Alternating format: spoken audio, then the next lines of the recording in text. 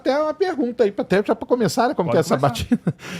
Porque assim, né, o Brasil ele tem problemas de todos os níveis que a gente pensar, né? Econômico, social, de tudo que é jeito, né? Como que você pensa assim? Eu digo não, não, quando eu chegar lá eu vou fazer. Mas como que faz para estruturar porque também tem uma coisa, cara, que eu acho que falta no Brasil muito. É um negócio chamado planejamento estratégico. Entendeu? Isso nós não temos, é zero planejamento estratégico, entendeu? E a China?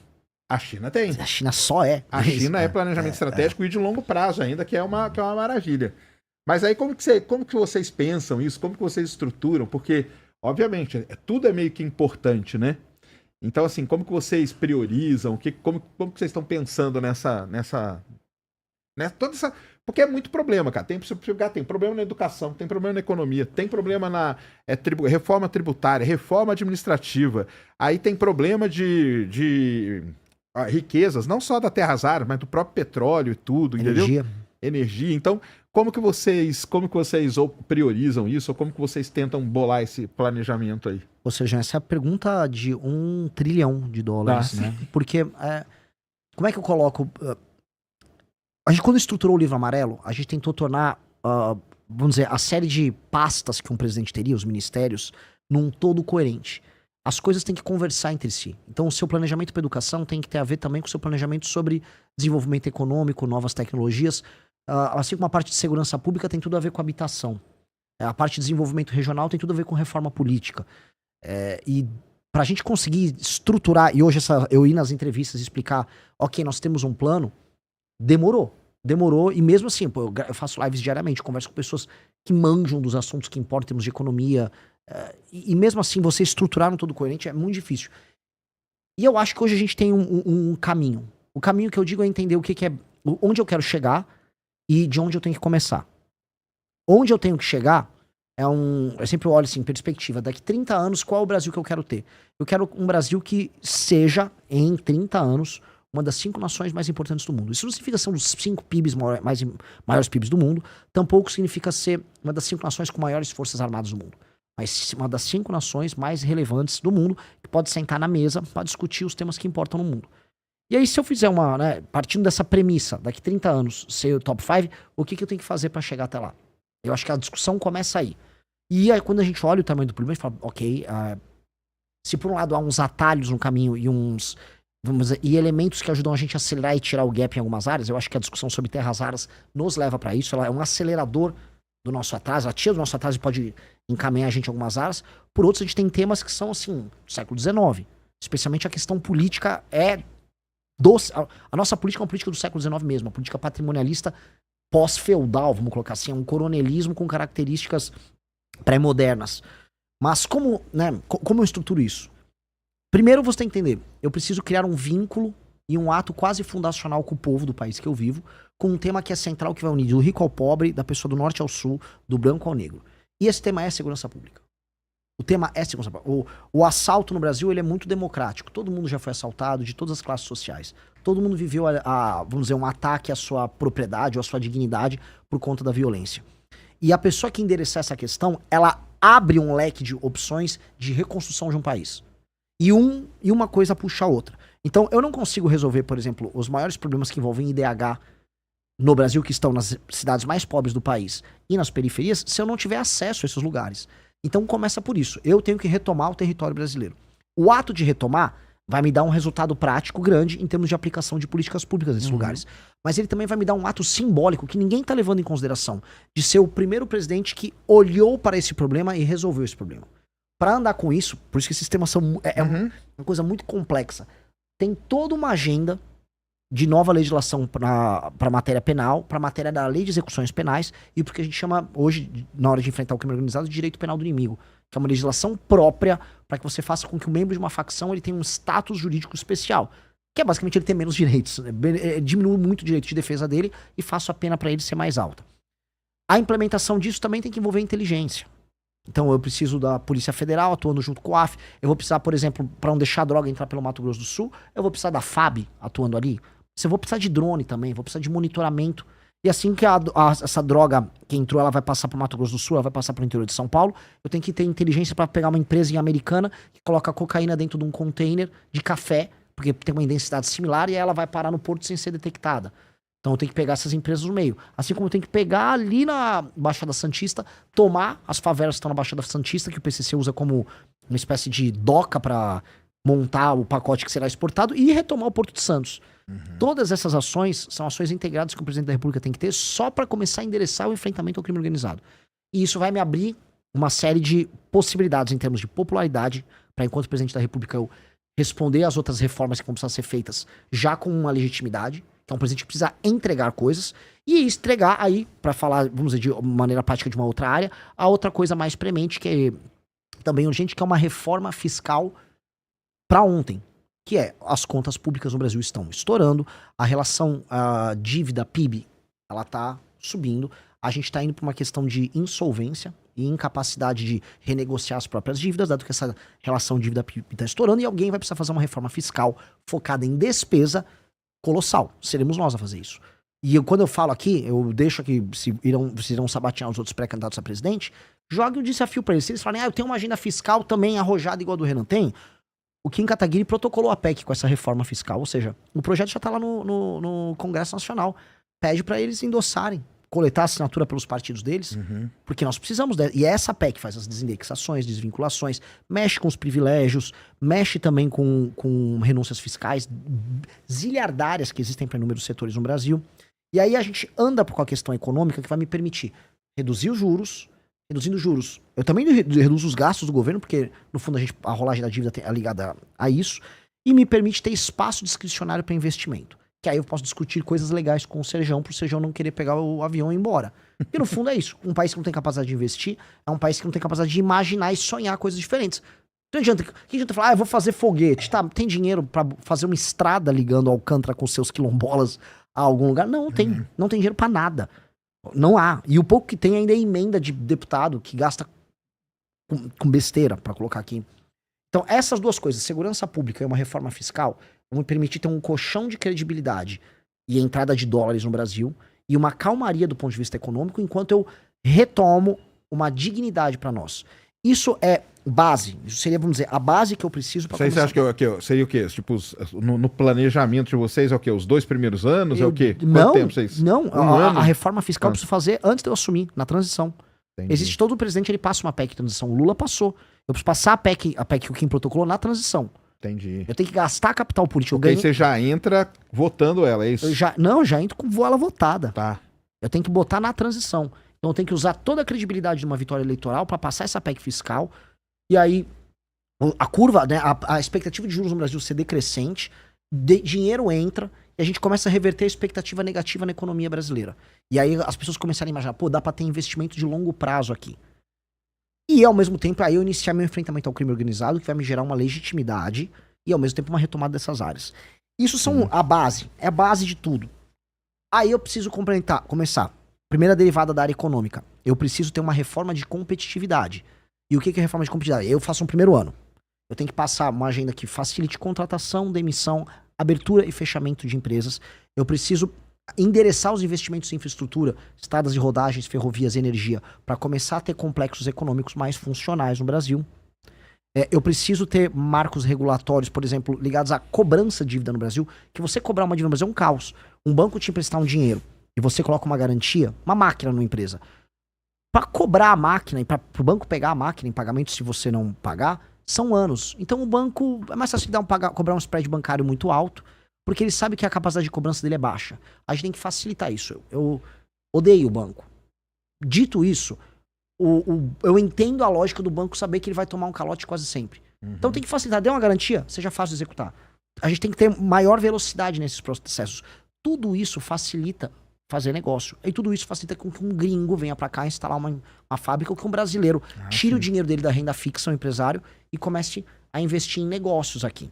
Tudo isso somado à reforma fiscal que andou, vamos dizer, como eu posso colocar aqui, que permitiu que os juros ficassem mais baixos, dinheiro entrasse, não só dinheiro de especulação, como a gente tem com juros. Só uma reforma fiscal, ela já ajuda também investimento externo no país, né? Óbvio. Porque aí reduz o problema do Brasil. O risco no longo prazo. Muita incerteza, né, cara? É lógico. Muita incerteza que empresa que vai colocar uma grana aqui, vai colocar uma empresa aqui, uma incerteza, porque a gente tem incerteza em vários setores, tem incerteza trabalhista, né, que tem esse problema todo, tem incerteza política, né? E tem incerteza fiscal também, né? Perfeito. Que isso aí as empresas não querem, né? Elas fogem, né? Exato. E isto é, vamos dizer, isto é o que precisa ser feito. Então eu tô falando aqui do primeiro ano, uma agenda fiscal, um enfrentamento ao crime organizado e uma agenda de competitividade. Porque eu endereço a questão econômica brasileira para o médio prazo.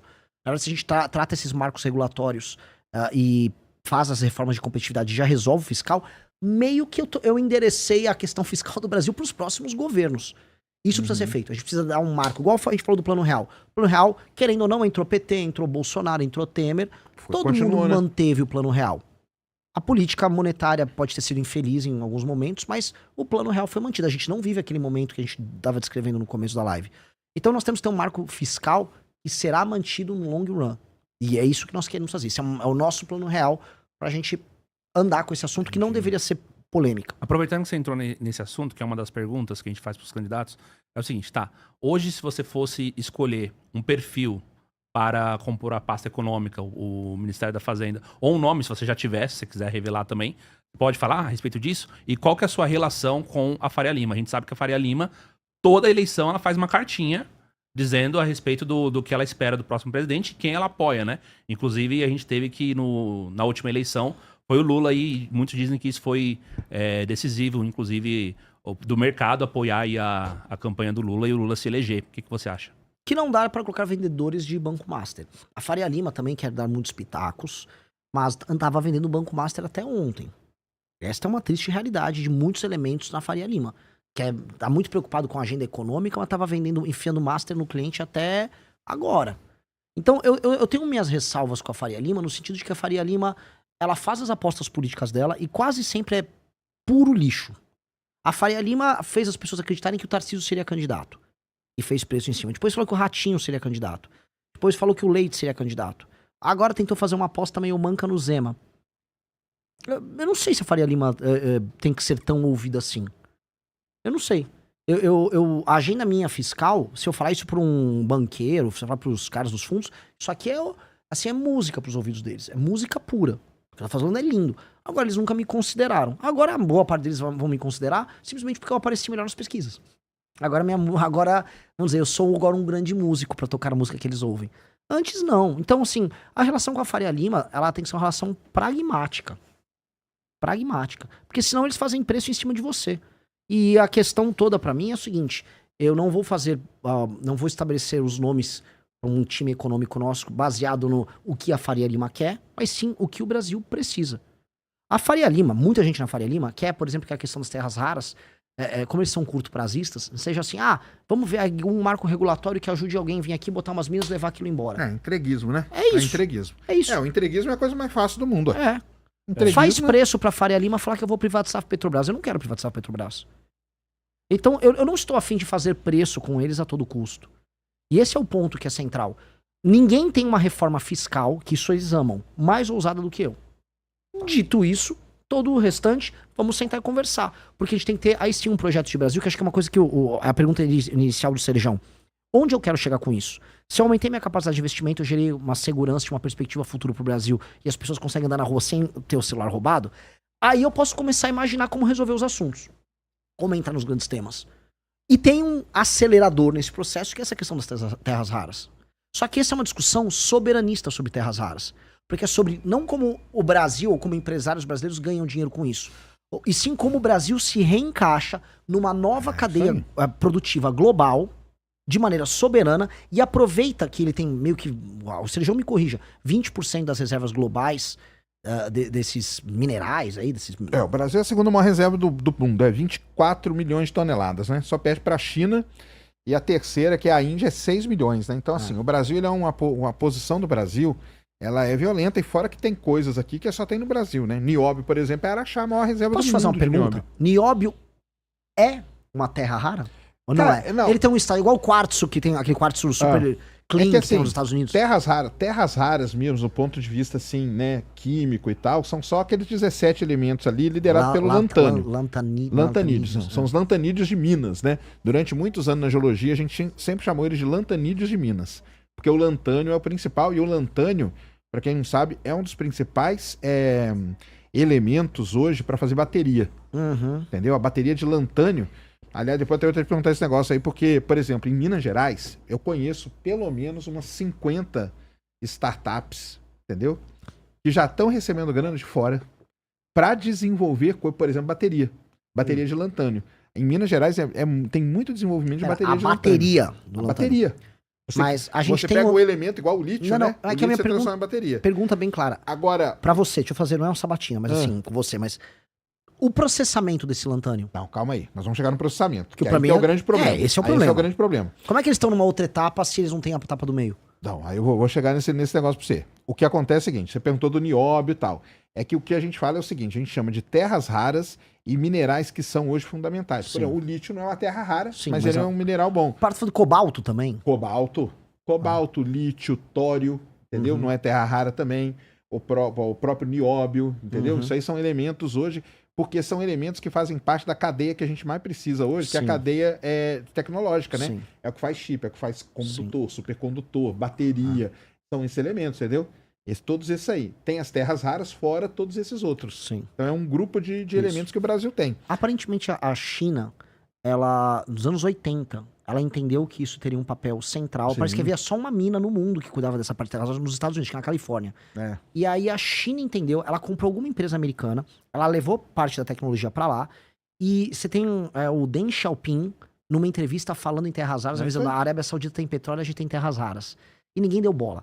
E a China, ela fez esse planejamento de fazer a cadeia completa. E ela vai da mineração, do processamento, e é super... É poluição pra caramba, assim. Acho que é perto da Mongólia, me corrija... A poluição da terras raras, o grande problema dela mesmo é a poluição. Porque aonde você... Porque acontece o seguinte, né? Primeiro, até explicar pra galera por que chama terras raras. Muita gente acha que esse nome é porque tem pouco. Mas não é porque tem pouco, não. Não é. Tem muito.